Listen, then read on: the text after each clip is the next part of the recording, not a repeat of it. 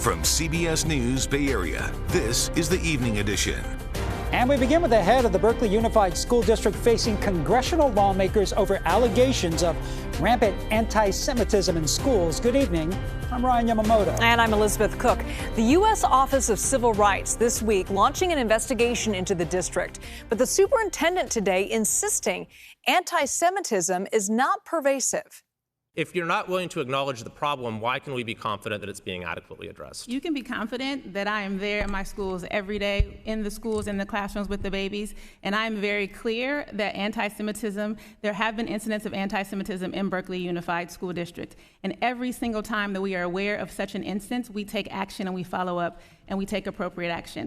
Now, within hours of today's hearing, a new civil rights complaint was filed alleging discrimination against Palestinian, Muslim, and Arab students in Berkeley. John Ramos spoke to a parent concerned about anti-Semitism who traveled to Washington for today's hearing.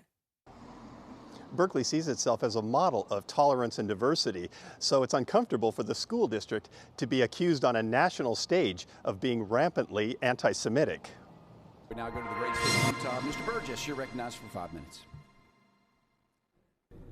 Only 3 people testified at the hearing on school anti-Semitism, and Berkeley Unified Superintendent Enikia Ford-Morthel was one of them. Since October 7th, the district has had formal complaints alleging anti-Semitism arising from 9 incidents within our jurisdiction. However, anti-Semitism is not pervasive in Berkeley Unified School District. Our superintendent was the only person testifying that could not just flat out say we have an anti-Semitism problem. She couldn't do it. And that was a punch to the gut.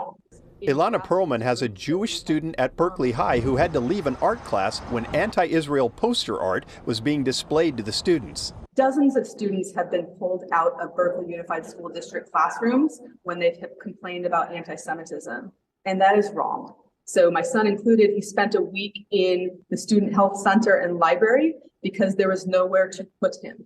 Across the Bay Area, there have been attempts to hold so-called teach-ins about Gaza that are usually pretty condemning of Israel's actions. But some say the angst toward Israel is extending to outright hatred of Jews. At one walkout at Berkeley High, some students were alleged to have chanted, "Kill the Jews." But another parent in the district rejects that as a lie.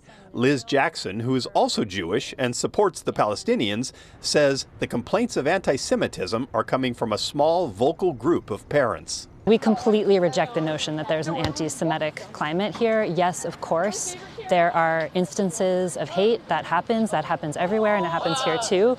But what this small handful of parents are complaining about is political discomfort. And political discomfort is completely different than unsafe.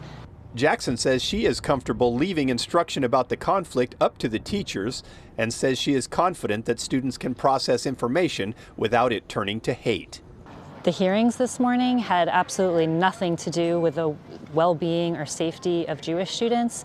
It was about a right-wing attack on education, a right-wing attempt to censor information. They say the first casualty in any war is the truth. But where the truth actually lies in Gaza is a matter of perspective and isn't something that's likely to come out of a classroom.